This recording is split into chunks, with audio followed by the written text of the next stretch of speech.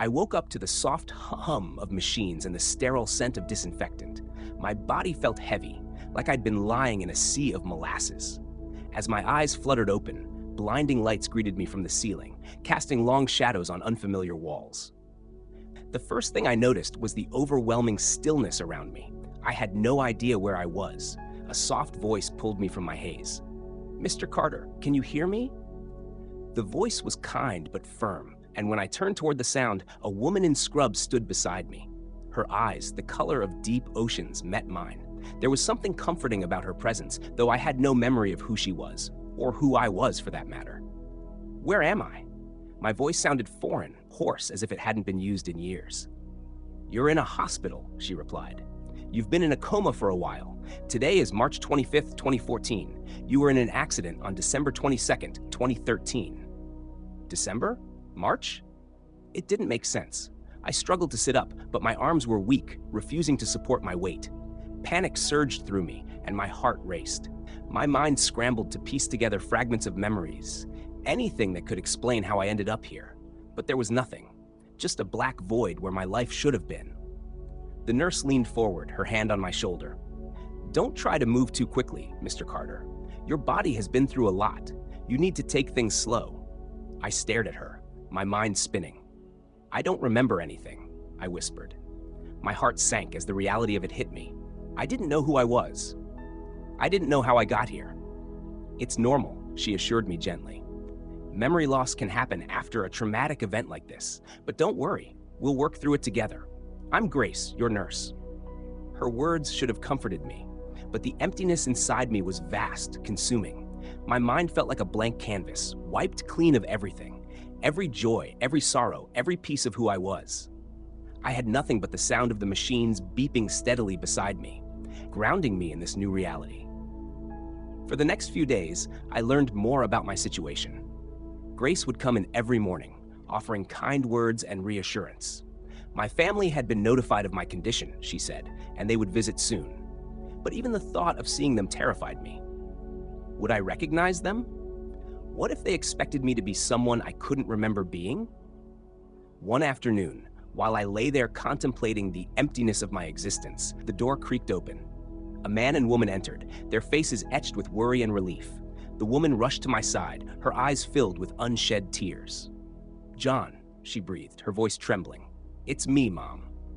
Mom. The word sounded distant, like something from another lifetime.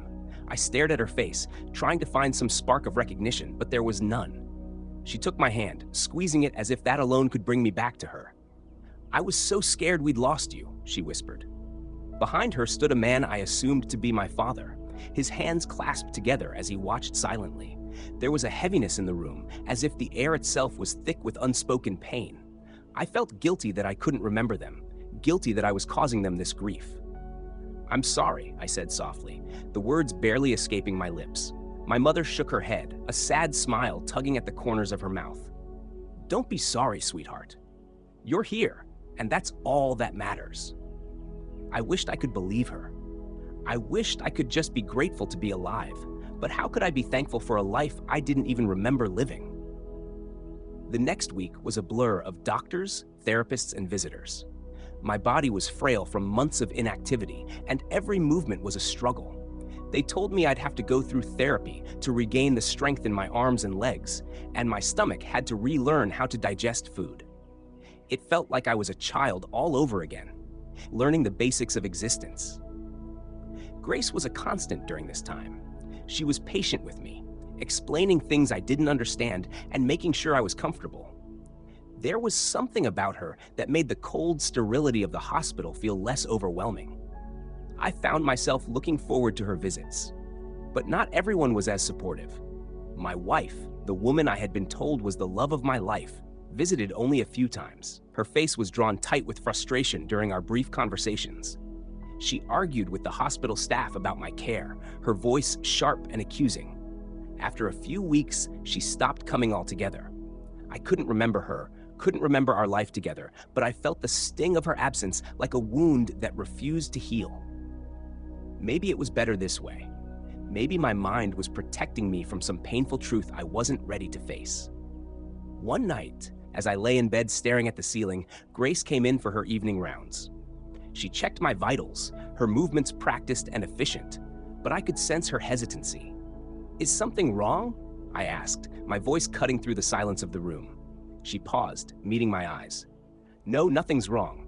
It's just, you've been through so much, John. I can't imagine how difficult this must be for you." I looked away, the weight of her words settling in my chest. "I don't know who I am anymore," I admitted. Grace sat on the edge of the bed, her presence warm and steady. "You'll find yourself again," she said softly. "It's going to take time, but I'll be here to help you through it." Her words brought a strange comfort, and for the first time since I woke up, I felt a sliver of hope. Maybe I didn't know who I was, but I wasn't alone in figuring it out. The days dragged on. Each morning I woke up to the same sterile white walls, the same distant sounds of the hospital echoing through the hallways. Despite the therapy sessions and the visits from my parents, the emptiness inside me remained a constant companion. Each new day felt like a continuation of the previous one, blending together in a blur of exhaustion and uncertainty. I knew that I was supposed to be someone important to these people who visited me.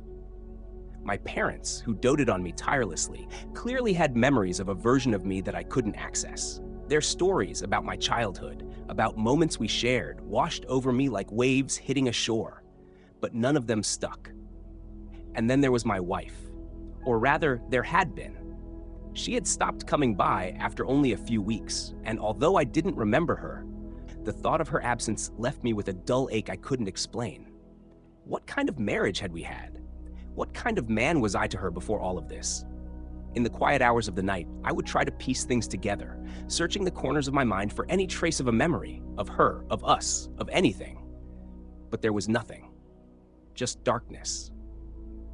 "John, let's try something new today," Grace said one morning during my physical therapy session. I glanced at her, sweat already beading on my forehead from the effort of simply lifting my arms. Each movement felt like a monumental task, but Grace's presence was always a source of calm. She had a way of pushing me just hard enough to challenge me, but never so much that I felt overwhelmed. She pulled up a chair next to me, holding a small notebook. "I want you to write down anything that comes to mind. It doesn't have to be about your past, just anything. Sometimes writing helps spark memories." I stared at the notebook, feeling the weight of her words. Memories. The very thing I couldn't seem to grasp. But I took the pen from her hand, my fingers trembling slightly from the strain. I hesitated, then slowly, I began to write. "My name is John Carter. I am 34 years old. I was in a car accident on December 22nd, 2013. The words looked foreign on the page, like they belonged to someone else. I didn't feel like John Carter. I didn't feel like anything at all. But I kept writing, hoping that somehow the act of putting words on paper would unlock something within me. My wife, they tell me, was named Amanda. I don't remember her. I don't remember our life together. I don't know what we were before this. All I know is that she isn't here now." I paused, staring at the sentence. The fact that Amanda had stopped visiting still bothered me, even if I couldn't pinpoint why. There was an emptiness in the space she'd left behind, and I didn't understand why it gnawed at me so much. Did I love her? Had I hurt her? Why didn't she want to see me anymore? Grace watched me write, her eyes flickering with something I couldn't quite read. "You're doing great, John," she said softly. "Keep going." By the time therapy ended that day, I was physically exhausted, but mentally, something had shifted. The words I had written, though simple, had brought with them a strange clarity. I may not have remembered who I was, but I was starting to understand who I could be now. Grace and I talked more during these sessions. She shared pieces of her life, how she had been a nurse for 6 years, how she'd worked with patients like me before. She was careful not to cross any boundaries, but there was a kindness in her that I found myself leaning on more and more as the days passed. I wasn't sure if it was because of her steady presence or the deep void that Amanda had left behind, but I found myself opening up to Grace in ways I hadn't expected. She was the only constant in this confusing, fragmented world I now lived in, and I clung to that.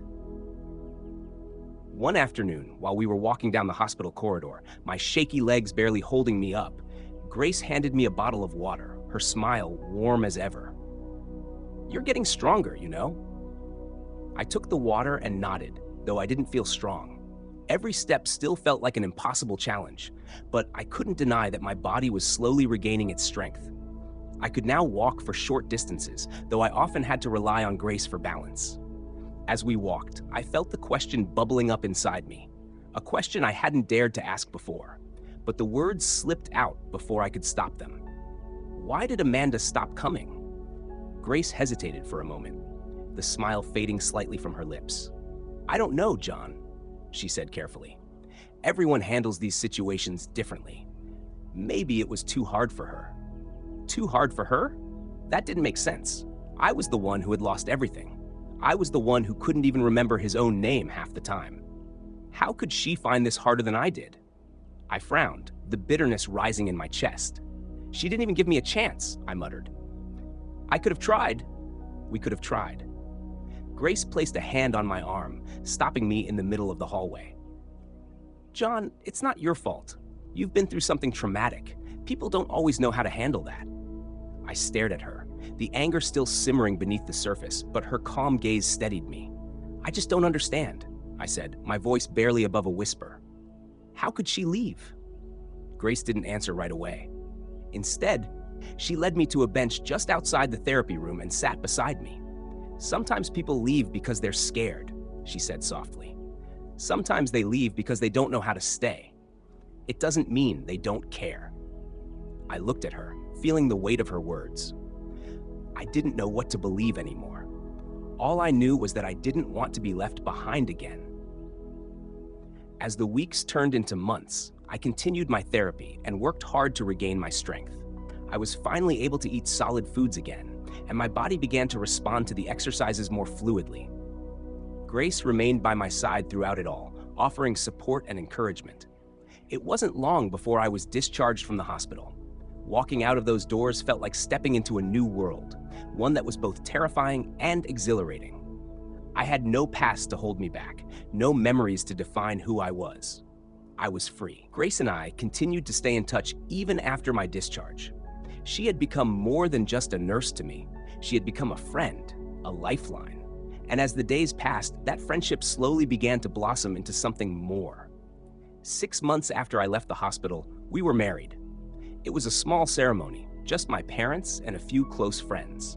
Grace stood there in a simple white dress, her eyes shining with happiness. And for the first time since waking up in that hospital bed, I felt whole again. Married life with Grace was unlike anything I had imagined. Though in truth, I wasn't sure what I had expected. I had no real frame of reference for what my life had been before. But with her, everything felt simple. There were no complex histories to untangle, no painful memories to overcome. We were two people starting fresh, one of us rebuilding, and the other offering support at every turn. I immersed myself in my new job, one that Grace had helped me find through a friend of hers. I had no idea if it was similar to the work I did before the accident, but it didn't matter. What mattered was that I was moving forward, each day bringing me further away from the black hole of confusion that had consumed me in the hospital. Yet despite the joy I felt with Grace, there was an unspoken tension between us that I couldn't ignore. It wasn't anything she said or did. It was just a feeling that hovered in the background, a quiet reminder of everything I had lost. Sometimes, when I saw her smile or heard her laugh, I would catch myself wondering if this was how things had been with Amanda. Was my relationship with Grace a mirror of something I couldn't remember? Or was it entirely new? Grace noticed these moments of quiet hesitation in me. "You okay, John?" she would ask, her voice filled with genuine concern. I always smiled, brushed it off. "Yeah, just tired," I'd say. But the truth was more complicated than that. One evening, about 6 months into our marriage, the past came rushing back in a way I hadn't expected. It was late, and I was sifting through an old box of belongings that had been left in storage. Grace had suggested going through the boxes to see if there was anything I wanted to keep. Most of the items were useless to me, artifacts of a life I no longer remembered. There were old books, a few pieces of clothing, some photographs, none of which sparked any recognition. But then, at the bottom of the box, I found something that stopped me cold. It was a photograph. Me and Amanda. We were standing on a beach, the sun setting behind us, casting a golden hue over everything. Amanda's smile was radiant, and her arm was draped around my shoulders like it belonged there, like it had always belonged there. And I looked happy, really happy. I stared at the picture for what felt like hours, my mind swirling with questions. Who was this version of me? The man in the photo seemed so carefree, so alive, but now I was a stranger to that man. I had no idea what he had been thinking in that moment, what his hopes and dreams had been. And Amanda, what had we been to each other? The way she looked at me in the photo, with such love and affection, made me feel like I had lost something irreplaceable. Suddenly, it all hit me, the weight of the life I had forgotten. My hands trembled as I held the photograph, and I could feel the emotions bubbling up inside me, emotions I had kept buried since the day I woke up in that hospital bed. When Grace came home that night, I was still sitting on the couch, the photograph lying face up on the coffee table. She glanced at me, her smile fading as she saw the look on my face. "John?" she asked softly, coming to sit beside me. Her eyes moved to the photograph, and I saw a flicker of understanding cross her face. "I found this," I said, my voice quiet. "I don't know why, but seeing it brought back something. Not memories, but feelings." I struggled to find the words. I don't know who I was before Grace, and I don't know who I was with Amanda, but looking at this, it made me realize how much I've lost. Grace didn't say anything right away. She simply took my hand, her thumb gently rubbing over my knuckles. "It's okay to feel that way, John," she whispered. "You've been through so much. It's only natural to wonder about the life you had." Her kindness made the ache in my chest even worse. I turned to her, searching her eyes for something. Reassurance, maybe. "But what about us?" I asked, the question slipping out before I could stop it. "What if I can never let go of what I've forgotten? What if I'm not the man you think I am?" Grace's eyes softened, and she leaned in, resting her forehead against mine. "I don't expect you to be anyone but who you are now. I fell in love with the man you are today, not the man you were before. And whatever you're feeling, whatever you're going through, we'll figure it out together." Her words were like a balm, soothing the turmoil inside me. But even as she spoke, I couldn't shake the feeling that I was standing on the edge of something, a precipice where the past and present collided. And I wasn't sure which way I would fall. Over the next few weeks, I found myself thinking more and more about the life I had before. It wasn't intentional. I didn't seek out those thoughts. But they came, unbidden, like whispers in the back of my mind. Every time I walked into our apartment, every time I sat down at my desk at work, I wondered if this was what my life had been like before the accident. Was I living the same routine, just with different people? I tried to focus on the present, on the life I was building with Grace. But the past loomed over me, casting a long shadow over every decision I made. One night, as we sat on the balcony of our apartment, watching the city lights twinkle in the distance, Grace turned to me. "John," she said, her voice hesitant, "I've been thinking. Maybe you should try talking to someone." I raised an eyebrow. "A therapist?" She nodded. "You've been through a lot, and I think maybe it would help to talk to someone who can guide you through all of this. You don't have to do it alone." I considered her suggestion, and for the first time, I realized that she was right. I had been carrying the weight of my forgotten past on my own for too long. Maybe it was time to seek help, to face whatever it was that had been holding me back. "I'll think about it," I said, and I meant it.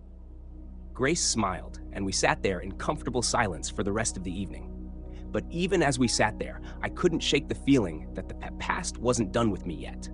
Weeks passed, and Grace's suggestion to see a therapist continued to linger in my mind. It wasn't that I was against it. I knew she was right. But a part of me was afraid. Afraid of what might surface. Afraid of facing the man I once was. And more than that, I feared that uncovering the past might unravel the fragile sense of peace I had managed to build with Grace.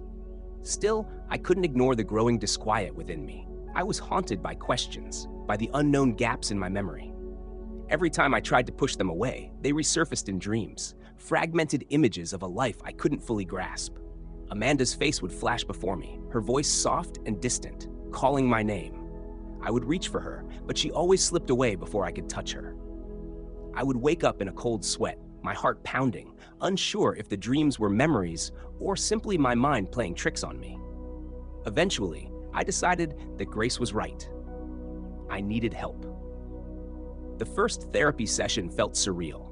I sat in a small, warmly lit office facing Dr. Ellis, a middle-aged woman with kind eyes and a calm demeanor. She had a way of making the room feel safe, as though no question was too big or too frightening to explore. "So, John," she began after we exchanged pleasantries, "tell me what brought you here." I shifted in my seat, feeling a strange mixture of anxiety and relief. "I don't know where to start," I admitted. "I was in a car accident about a year ago. I was in a coma for 3 months. When I woke up, I couldn't remember anything. My entire life before the accident, it's just gone." Dr. Ellis nodded thoughtfully, jotting down a few notes. "That's a lot to process," she said softly. "It must have been difficult, waking up to a world that feels unfamiliar." I let out a shaky breath. It was. It still is sometimes. But the hardest part is, I don't know who I was before. I've built this new life with Grace, my wife, and I'm happy with her. But lately I've been feeling unsettled, like there are parts of me that I haven't dealt with, parts of my past that are still hanging over me. "Like Amanda," Dr. Ellis said gently. Her words hit me like a punch to the gut. I hadn't even mentioned Amanda by name yet, but somehow the therapist had known. Maybe it was obvious. I nodded slowly. "Yeah, Amanda? Tell me about her." I stared at the floor, my mind racing. What was there to say? I didn't know Amanda. Not really. "She was my wife before the accident," I said quietly. "We were together, but I don't remember her. She stopped visiting me while I was still in the hospital. I've tried not to think about it, but I can't shake this feeling that I'm missing something important." Dr. Ellis listened patiently, her gaze never leaving mine. "It sounds like Amanda's absence is affecting you more than you realize," she said. "Have you thought about what might have caused her to leave?" I shrugged, feeling a pang of bitterness. "I don't know. I guess she couldn't handle it. Maybe she didn't want to be tied down to someone who wasn't the same person anymore.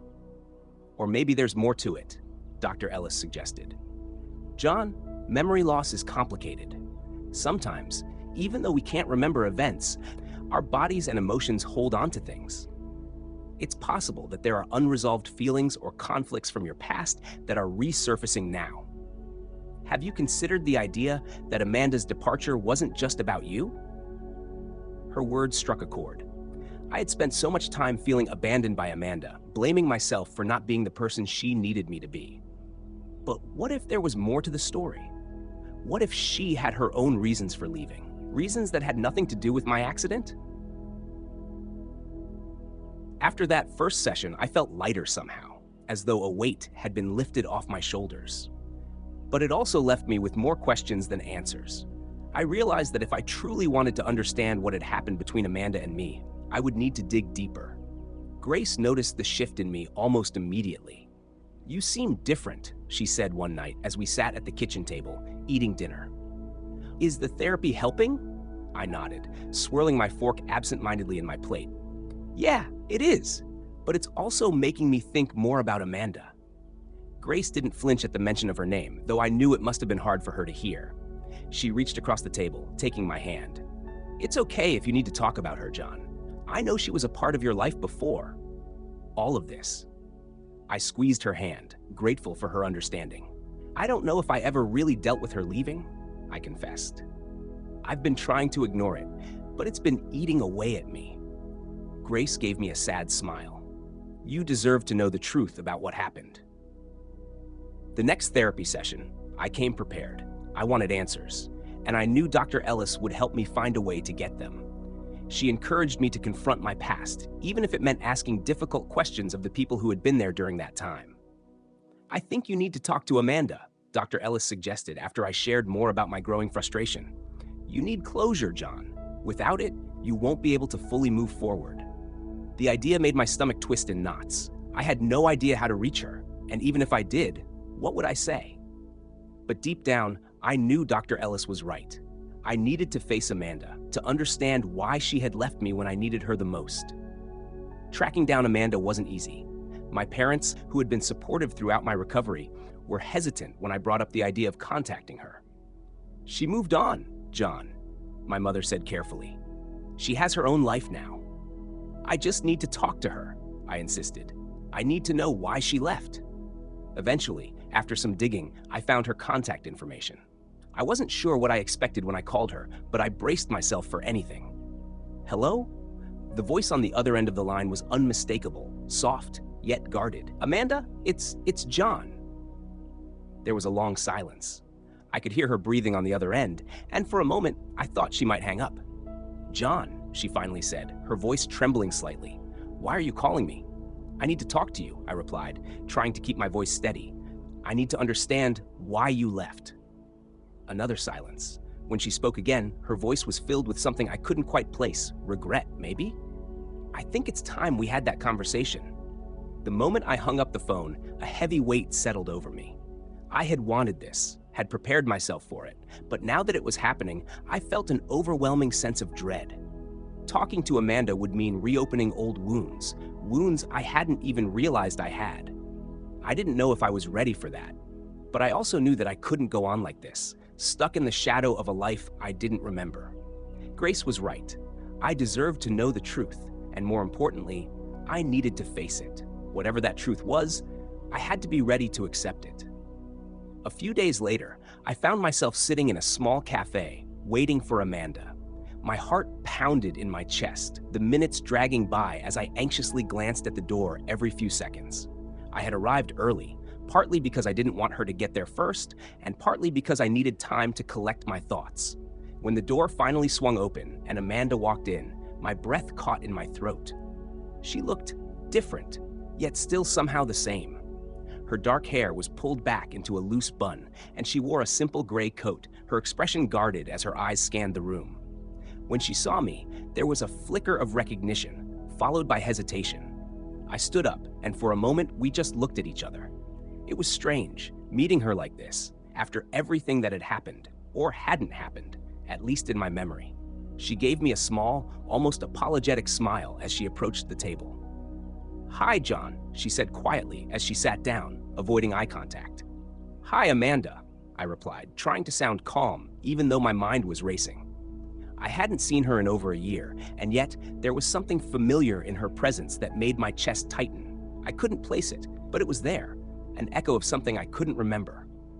We sat in awkward silence for a few moments, neither of us knowing how to begin. I cleared my throat, searching for the right words. "Thank you for coming," I said softly. "I know this can't be easy." Amanda nodded, still looking down at her hands. "I wasn't sure if I should," she admitted, her voice barely above a whisper. "But I guess we both deserve some answers." I swallowed hard, my mouth dry. "I just need to know," I said. "I don't remember what happened between us, Amanda. I don't remember anything. And I've been trying to move on with my life, but I can't seem to shake this feeling that there's more to the story. I need to understand why you left." She finally looked up at me, and I saw the pain in her eyes, the same pain that had haunted me since I woke up in that hospital bed. But there was something else there too, something I hadn't expected. Guilt. "I didn't want to leave you, John," she said softly. "But after the accident, everything changed. You changed, and I didn't know how to handle it." I furrowed my brow, trying to make sense of her words. "What do you mean I changed? I was in a coma. How could I have changed?" She sighed, her hands trembling slightly as she clasped them together on the table. "It wasn't about the coma," she said, her voice wavering. "It was about us, about our marriage. Things weren't good, John. Before the accident, we were already falling apart." Her words hit me like a punch to the gut. I had spent so much time idealizing the life I thought we had, imagining that we had been happy before the accident, that I hadn't even considered the possibility that things had been falling apart long before I lost my memory. "We were?" I asked, my voice barely a whisper. Amanda nodded, her eyes filling with tears. "I didn't know how to tell you. I didn't want to hurt you. But we were both so unhappy, John. We were fighting all the time, drifting further and further apart.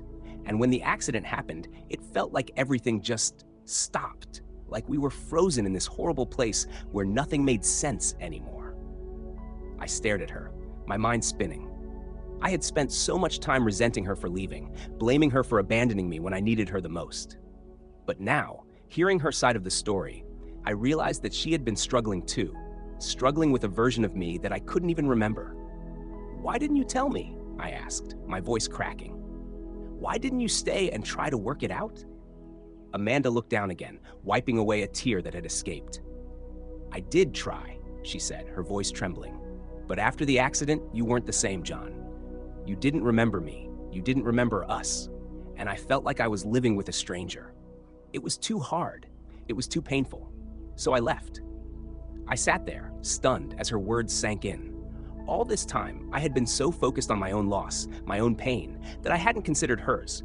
Amanda hadn't just left because she didn't care. She left because she was hurting too. I'm sorry, I whispered, the words coming out before I could stop them. Amanda looked up at me, her expression softening. You don't have to apologize, John. It wasn't your fault. None of this was your fault. We were just broken.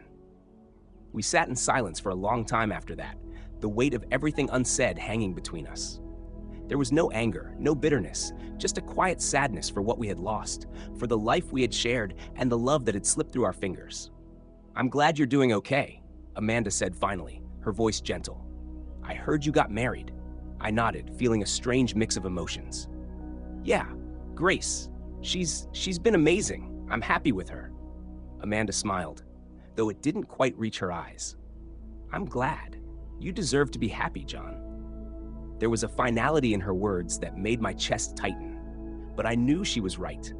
Our chapter had ended long ago, even if I had only just realized it. And now, it was time to let go.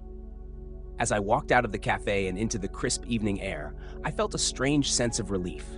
The conversation with Amanda hadn't given me all the answers I had been looking for, but it had given me something more important: closure. I finally understood why she had left, and I no longer felt the need to carry the burden of her absence with me. When I got home that night, Grace was waiting for me, her eyes filled with quiet concern. How did it go? She asked softly, wrapping her arms around me as I stepped inside. I held her close, feeling the warmth of her embrace chase away the lingering chill from my meeting with Amanda. It went well, I said honestly. I finally got the answers I needed. Grace pulled back slightly, looking up at me. And how do you feel? I smiled, the first real smile I had felt in a long time.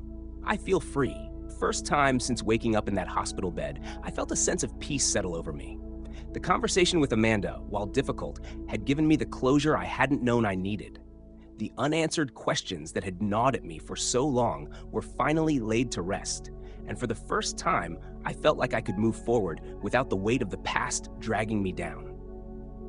Life with Grace continued to feel like a fresh start, but now it felt more real. There was no longer the specter of Amanda lurking in the background, no more wondering about the life I had before. It was just me and Grace, building something new, something entirely our own. I threw myself back into work with renewed energy. My job, while not particularly glamorous, gave me purpose.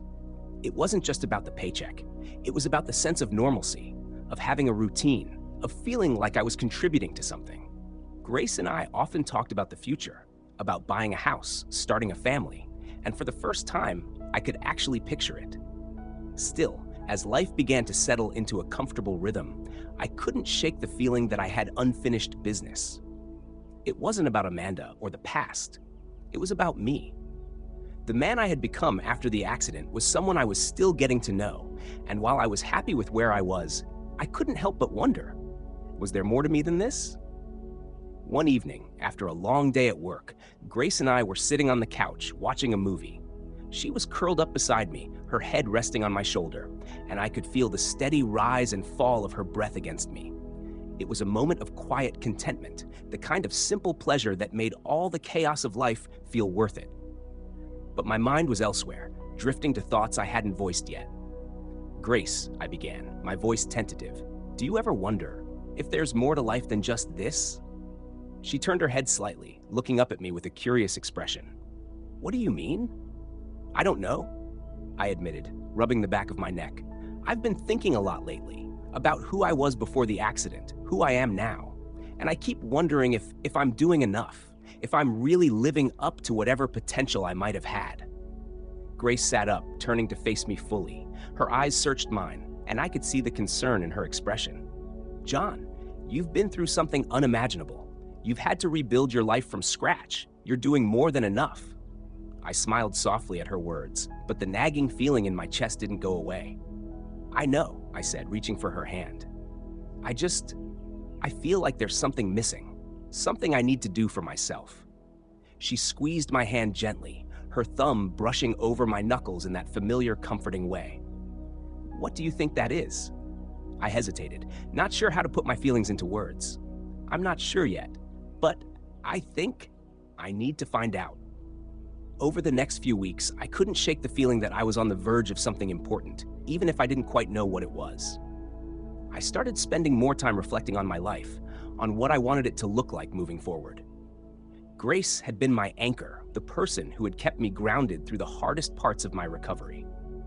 But now, I realized I needed to carve out space for myself, to discover who I truly was beyond the accident, beyond the man I had become in the aftermath. It was during one of these reflective moments that I stumbled upon something unexpected. I was going through more of my old belongings, trying to declutter the apartment, when I came across a journal. It was old, the pages yellowed and slightly crinkled, the leather cover worn from use. I opened it hesitantly, not sure what I would find. The handwriting was mine, or at least it must have been. But as I flipped through the pages, reading the words of a younger version of myself, I felt like I was reading the thoughts of a stranger. The journal was filled with ideas, ambitions, dreams, things I had wanted to accomplish before the accident. Some of them were simple: travel more, learn to play the guitar, read a book a month. But others were deeper, more personal. I had written about wanting to start my own business, about wanting to make a difference in the world. There were notes about volunteering, about working with underprivileged communities, about living a life of purpose. As I read through the journal, I felt a strange sense of connection to the man I had been before. I didn't remember writing these things, but they resonated with me in a way I hadn't expected. It was as if, even though I had lost my memory, the core of who I was hadn't really changed. The desire to live a meaningful life, to make an impact, that was still inside me, waiting to be fulfilled. When Grace came home that evening, I showed her the journal. "This is who I was," I said, holding the worn book in my hands. "I don't remember writing any of this, but it feels right. It feels like this is what I need to do." She flipped through the pages, her eyes scanning the notes and ideas I had jotted down. "It's amazing, John," she said softly. "You had so many plans, so many dreams." "I still do," I said, my voice firm. "I want to do something meaningful with my life. I don't know exactly what that looks like yet, but I want to start figuring it out." Grace smiled, a mixture of pride and affection in her expression. "Then let's figure it out together." The next few months were a whirlwind of discovery. I started exploring different opportunities, volunteering at local shelters and community organizations. I found that helping others gave me a sense of fulfillment I hadn't realized I was missing. It wasn't just about giving back. It was about reconnecting with a part of myself that I had thought was lost. Grace was with me every step of the way, supporting my journey even as I ventured into unfamiliar territory. Our marriage grew stronger because of it, as we both embraced the idea that life was about constant growth and evolution. As time passed, I began to realize that my accident, as tragic as it had been, had given me a second chance. It had forced me to reassess my life, to strip away the superficial and focus on what really mattered. I wasn't the same man I had been before, and that was okay. In fact, it was more than okay. It was liberating. I had a new life now, with Grace by my side, and I was determined to make the most of it. The months that followed were transformative in ways I hadn't expected. As I continued to volunteer and explore new opportunities, a fire began to ignite within me. I started to see my accident not as a tragic event that had taken something away from me, but as the catalyst for a second chance, a chance to create a life filled with purpose. One day, after a particularly fulfilling afternoon spent mentoring teenagers at a local community center, an idea began to take root in my mind. What if I could do more? What if I could build something that would not only help others, but also fulfill the dreams I had written about in that journal all those years ago? That night, as Grace and I sat at the dinner table, I finally voiced the idea that had been growing in my heart. "I think I want to start my own nonprofit," I said, the words tumbling out before I could second guess myself. Grace looked up from her plate, her eyes wide with surprise. Really? What kind of nonprofit? I took a deep breath, feeling the weight of the moment. I want to help people like me, I explained. People who have lost their way, whether because of an accident, a trauma, or just the struggles of life. I want to create a space where they can rebuild, find purpose again. I want to offer mentorship, job training, mental health support, whatever they need to get back on their feet. Grace's face softened as she listened, her eyes shining with admiration. That sounds incredible, John, she said, reaching across the table to take my hand. I think you'd be amazing at that. I smiled, grateful for her unwavering support.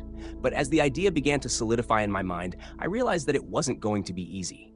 Starting a nonprofit would require time, effort, and resources that I didn't yet have. Still, the more I thought about it, the more determined I became. This was what I was meant to do, what my accident had led me to. Over the next few weeks, I threw myself into the planning process. I spent hours researching how to start a nonprofit, learning about grants, fundraising, and community outreach. I talked to people in the industry, attended workshops, and connected with others who had started their own organizations. It was overwhelming at times, but with each new step, I felt more and more like I was on the right path. Grace was by my side through it all. She offered ideas, listened to my frustrations, and even helped me brainstorm names for the organization. Eventually, we settled on one, New Horizons, a name that symbolized the fresh start I wanted to offer to others. But as exciting as the process was, it wasn't without its challenges. There were setbacks, moments of doubt, and times when I questioned whether I was in over my head. I had to remind myself constantly that this was a marathon, not a sprint, that building something meaningful would take time. One evening, as I sat at the kitchen table surrounded by papers and grant applications, I felt a wave of exhaustion wash over me. Grace was in the living room, curled up with a book, but she must have sensed my frustration because she came over, placing a gentle hand on my shoulder. "You okay?" She asked softly. I sighed, rubbing my temples. "I don't know. It's just... there's so much to do. And sometimes I wonder if I'm even capable of pulling this off." Grace knelt beside me, her gaze steady and reassuring. "John, you've come so far already. You've rebuilt your entire life from scratch. You've faced things that most people wouldn't even know how to handle. If anyone can make this work, it's you." I looked at her, the sincerity in her eyes giving me strength. "But what if I fail?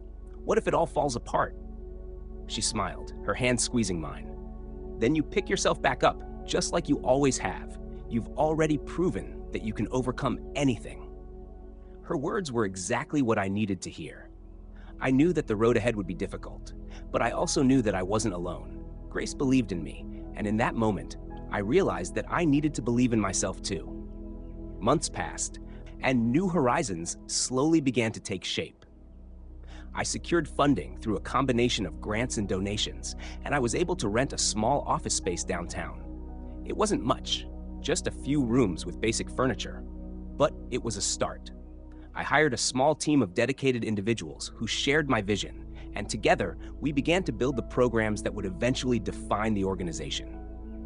The work was hard, and there were times when I doubted myself, but every time I saw the impact we were making, it reaffirmed my belief that this was my calling. We began offering mentorship programs, job training workshops, and mental health counseling. Word spread quickly, and before long, we were helping more people than I had ever imagined. One day, as I walked through the office, watching our staff interact with the people we were helping, I felt an overwhelming sense of pride. This was what I had been working for. This was the legacy I wanted to leave behind. But even as New Horizons grew, my relationship with Grace remained my anchor. We had been through so much together, and as my work began to consume more of my time, I made a conscious effort to prioritize our marriage. I didn't want to lose sight of the woman who had been by my side through it all. One evening, after a long day at the office, I came home to find Grace cooking dinner.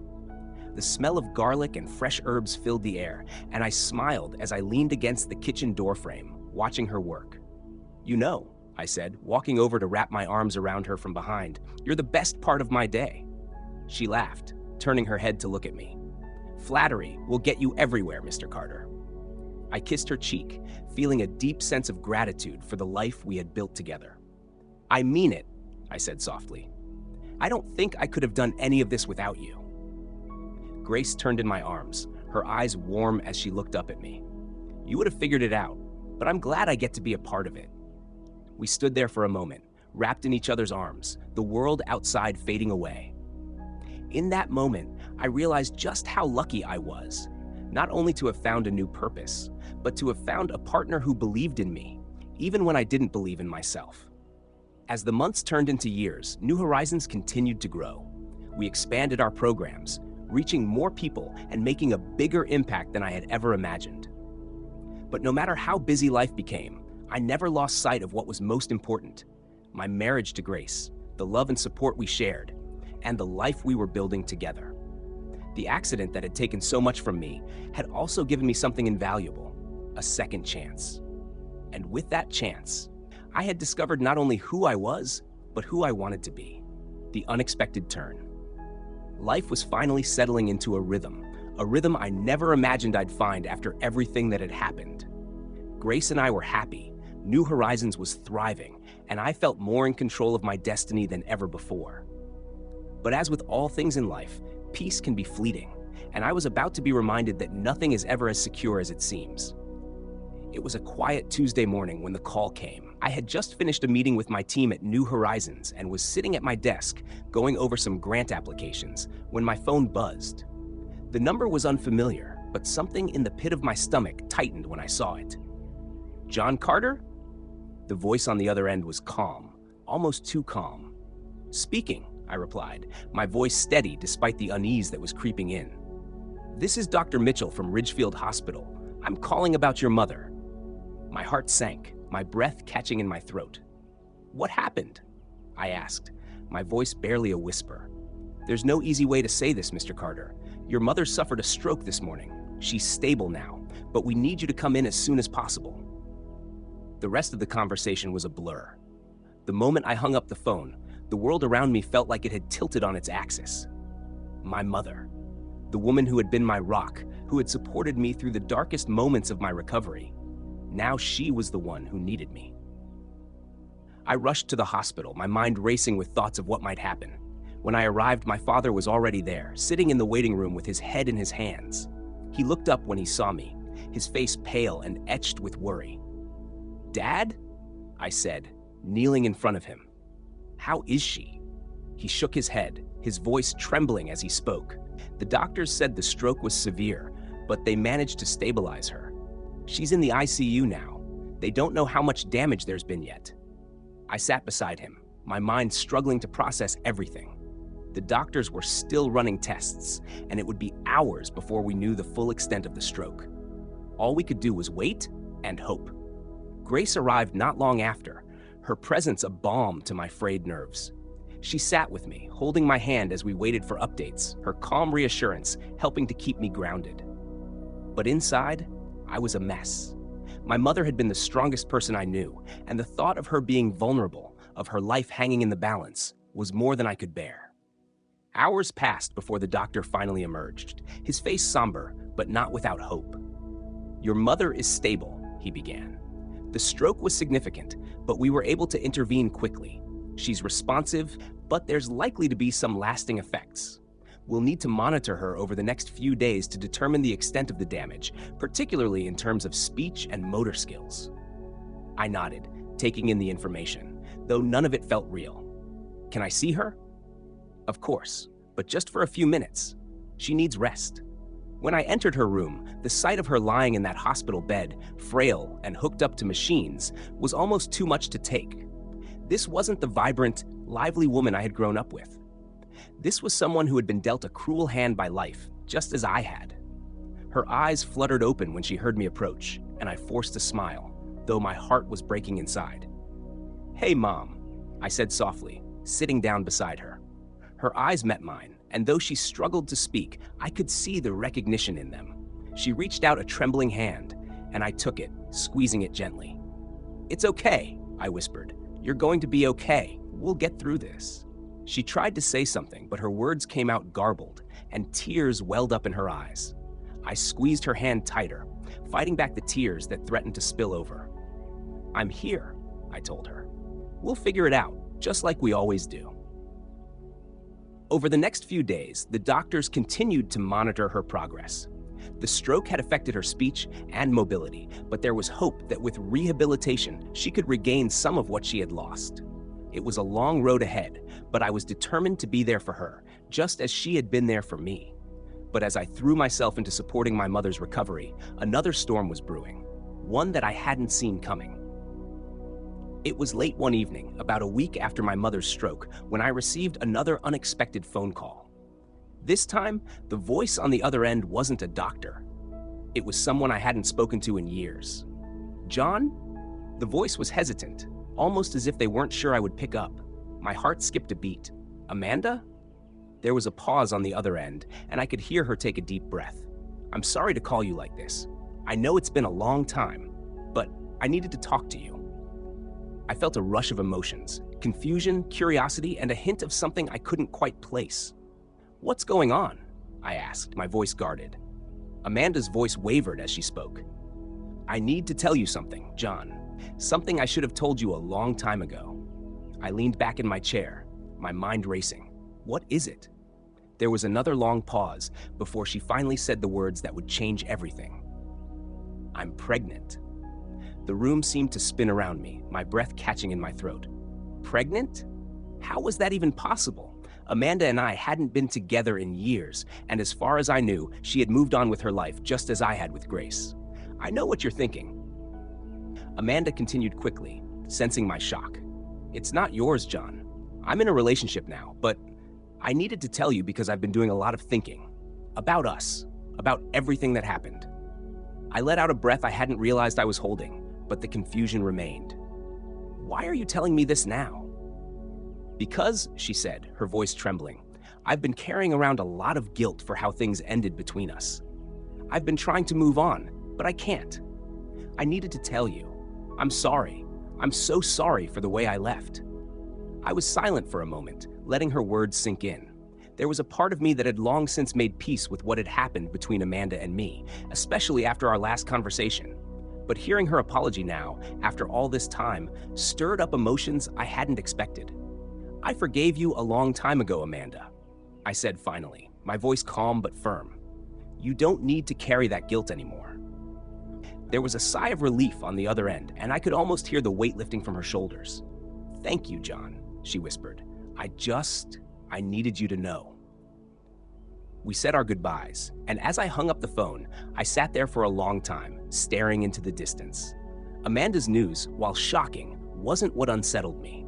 It was the realization that, despite everything we had gone through, she still held a place in my life, even if only as a memory. And now, with my mother's health hanging in the balance, and Amanda's unexpected return, I was faced with the sobering truth that life was unpredictable.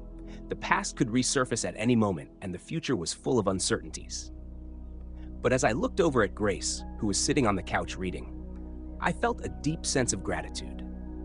No matter what challenges lay ahead, I knew one thing for sure: I wasn't facing them alone. The days following Amanda's phone call were a blur of emotions and responsibilities. My mother's recovery required constant attention, and while her progress was steady, it was slow. Every day brought small improvements. She regained more control over her speech, and with physical therapy, her movements were becoming less strained, but the road ahead was long. I visited the hospital daily, sitting by her side as she struggled through each rehabilitation session. It was hard to watch, but harder still was the helplessness I felt. For so long, my mother had been the one to carry me through life's challenges. Now it was my turn to be strong for her.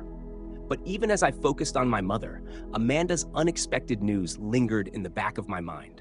Her call had stirred up old memories, old emotions, and though I had reassured her that I had forgiven her, it wasn't that simple.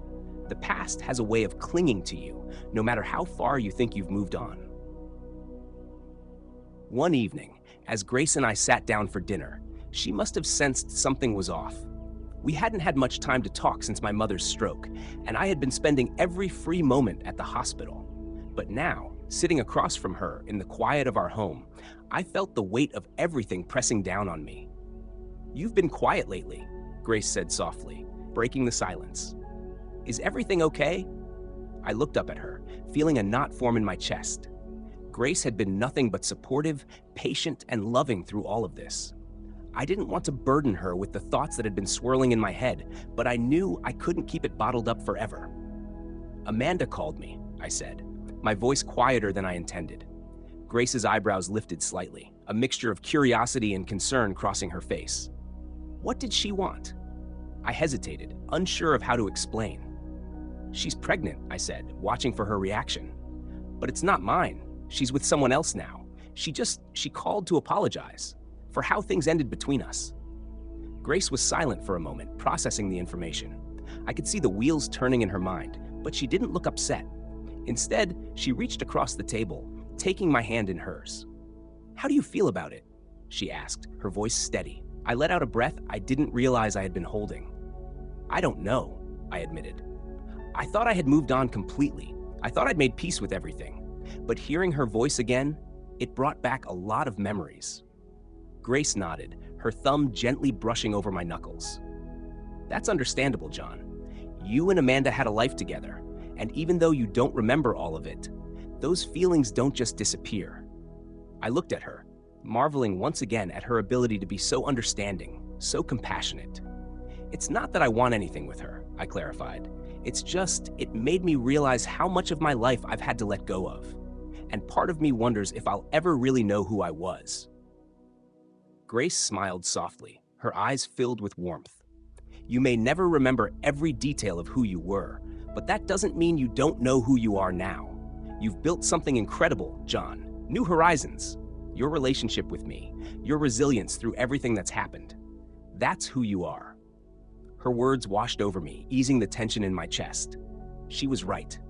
The man I was before the accident was gone, but that didn't mean I hadn't become someone just as valuable, just as whole. I love you, Grace, I said, my voice thick with emotion. Thank you for always being there for me. She smiled, leaning across the table to kiss me softly. I love you too, John, and I'll always be here, no matter what. As the weeks passed, life began to settle into a new routine. My mother's recovery continued, slow but steady, and I split my time between the hospital, New Horizons, and home with Grace. The work at the nonprofit kept me grounded, giving me a sense of purpose, but it was the quiet moments with Grace that brought me the most peace. One evening, after another long day, Grace and I were sitting on the balcony, watching the sunset. The sky was painted with shades of orange and pink, the kind of breathtaking view that made you feel like everything was going to be okay. I've been thinking, Grace said suddenly, her voice cutting through the peaceful silence. About what? I asked, turning to look at her. She hesitated for a moment, as if weighing her words. About us. About the future. I felt my heart skip a beat. What about the future? Grace turned to face me, her eyes filled with a mix of excitement and uncertainty. I've been thinking, maybe it's time we start talking about having a family. Her words hung in the air, and for a moment, I didn't know how to respond. It wasn't that I didn't want a family. I had thought about it often, especially in the quiet moments when I imagined what our future might look like. But with everything that had happened recently, my mother's stroke, Amanda's call, the pressures of New Horizons, I hadn't let myself seriously consider it. A family, I repeated, letting the idea settle in. Grace nodded, her gaze soft but serious. I know we've been through a lot, and I don't want to rush anything, but I also know that life is unpredictable, and I don't want to wait forever. I looked out at the sunset, the colors fading into a deep purple as the day turned to night. The idea of starting a family with Grace filled me with a sense of warmth, of hope. We had been through so much together, and now the thought of bringing a child into the world, of building something even greater, felt right. I think I'd like that, I said, turning back to her with a smile. Grace's face lit up, her eyes sparkling in the fading light. Yeah? Yeah, I said, my heart swelling with the possibilities that lay ahead. I think it's time. In the months that followed, Grace and I began to plan for the next chapter of our lives. We talked about the kind of parents we wanted to be, about the values we wanted to instill in our future child. It was exciting and terrifying all at once, but above all, it felt right. But just as we were preparing for this new beginning, life threw us another unexpected twist, one that would test everything we had built together. It was a chilly morning in early autumn when Grace came home from work, her face pale and her eyes wide with shock. "John," she said, her voice trembling, "I need to tell you something." I stood up from the couch, concern flooding me as I saw the fear in her expression. "What's wrong?" She took a deep breath, her hands shaking as she reached into her bag and pulled out a crumpled envelope. "I got this today." I took the envelope from her, my heart pounding in my chest. As I opened it and pulled out the letter inside, my eyes scanned the words, but it wasn't until I reached the bottom that I felt the world drop out from under me. It was a legal notice, a notice that threatened to upend everything we had worked for. "John," Grace whispered, tears welling up in her eyes, "they're trying to shut down New Horizons." The words on the paper blurred as I stared at them, my mind struggling to process what I was reading. New Horizons, the organization that had given me a new purpose, the place where I had poured all my energy and hopes, it was in danger. I felt a knot tighten in my chest, the same way it had the day I woke up from the coma, faced with a life I no longer recognized. Only now, it wasn't my past slipping away. It was my future. Grace watched me carefully, her eyes filled with worry as I dropped the letter on the table. "They can't do this," I said, my voice shaking. "They can't just take it all away." Grace reached for my hand, her fingers trembling slightly. "There's more," she said quietly, nodding toward the envelope. "The reason why." I picked up the letter again, forcing myself to read through the legal jargon. It was a zoning issue. Somehow, after all this time, the building New Horizons was operating out of had come under scrutiny. Apparently, we were in violation of some obscure regulation, one that had gone unnoticed during the initial setup. And now the city was threatening to shut us down unless we vacated or made significant changes that would cost us more than we had in our budget. "This is insane," I muttered, shaking my head. "We've been here for years. Why is this happening now?" Grace sat down beside me, her face etched with the same confusion and disbelief that I felt. "I don't know, but we need to fight this, John. We can't let them take everything away from you." I nodded, but the weight of it all felt crushing. New Horizons wasn't just a building or a job, it was a lifeline, not only for me, but for the countless people we had helped. And now, because of some bureaucratic oversight, all of that was in jeopardy. The next day, I met with our attorney, a no-nonsense woman named Sandra, who had handled a few smaller legal issues for us in the past. She reviewed the letter, her expression growing more serious with each passing minute. "This isn't going to be easy," she said, leaning back in her chair. "They've got a strong case. The zoning regulation they're citing is legitimate, and technically, you are in violation. If they want to push this, they can." I felt my heart sink. "So, what do we do? Is there any way to fight it?" Sandra nodded, but her eyes remained serious. "We can file an appeal, challenge the decision, but it's going to take time, and it's going to cost money. A lot of money." The words hit me like a punch to the gut. New Horizons had been operating on a tight budget as it was. Most of our funding went directly into the programs and services we offered. We didn't have the kind of money it would take to fight a legal battle against the city. Grace, who had come to the meeting with me, squeezed my hand under the table. "We'll find a way," she said, her voice steady. "We can raise the money, hold a fundraiser, something." But even as she said it, I could feel the doubt creeping in. The clock was ticking, and the more time we spent fighting this battle, the less time we'd have to focus on the work that mattered, the work we were doing to help people. How could I ask for donations to fight a legal case when there were people depending on us for real, tangible support? Sandra must have sensed my hesitation. "John," she said, her tone softer now, "I know this is overwhelming, but if this place means as much to you as I think it does, it's worth the fight. Don't let them scare you into giving up." Her words echoed in my mind as Grace and I left the office. I didn't say much during the drive home, my thoughts consumed with the weight of the decision that lay ahead. I had faced challenges before, but this felt different. This wasn't just about me. This was about the people we were helping, the community we had built. When we got home, Grace sat down beside me on the couch, her hand resting gently on my arm. "What are you thinking?" she asked, her voice soft. "I don't know," I admitted, running a hand through my hair. Part of me feels like I should just give up, find another way to help people. But then I think about all the people we've helped, all the work we've done, and I don't want to let that go. Grace nodded, her eyes full of empathy. "You've worked so hard for this, John. It's okay to feel scared, but you can't let fear stop you from fighting for what you believe in." Her words were like a lifeline, pulling me out of the fog of doubt that had settled over me. She was right. I had fought too hard, come too far, to let this setback derail everything. New Horizons was more than just a building. It was a symbol of hope, a second chance for people like me. The next few weeks were a whirlwind of activity. Grace and I organized fundraisers, reached out to donors, and rallied the community around the cause. The response was overwhelming. People came out in droves to support us, donating whatever they could to help keep New Horizons alive. We held events, shared our story on social media, and even attracted the attention of local news outlets who covered our fight against the city's decision. It was exhausting, both physically and emotionally, but every time I felt like giving up, Grace was there to remind me of why we were doing this. Her unwavering support kept me going, even on the days when it felt like the odds were stacked against us. There were moments of doubt, moments when the legal process dragged on longer than we anticipated, or when the money we raised still didn't seem like enough. But through it all, we kept pushing, refusing to let the setbacks define us. The day of the final hearing came quicker than I expected. Sandra had prepared us as best she could, but the outcome was still uncertain.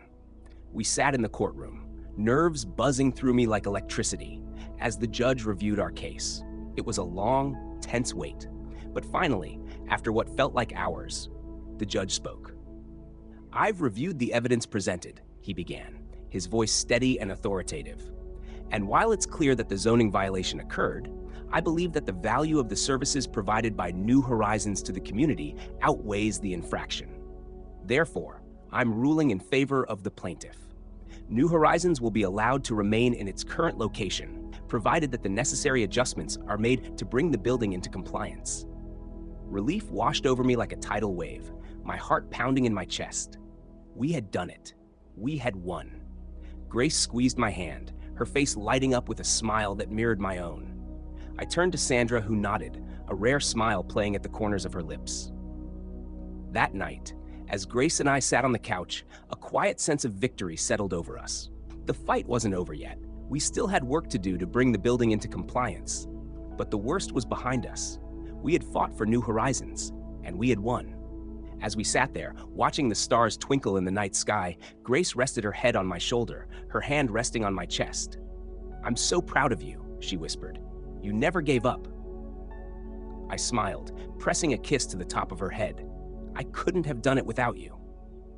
We sat in comfortable silence for a while, the weight of the past few months finally lifting off our shoulders. And in that moment, I realized something important. Life would always throw challenges our way. There would always be unexpected twists and turns, moments of doubt and fear. But as long as Grace and I faced them together, there was nothing we couldn't overcome.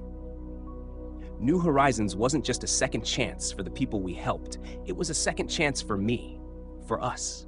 And with Grace by my side, I knew that no matter what came next, we would always find a way forward.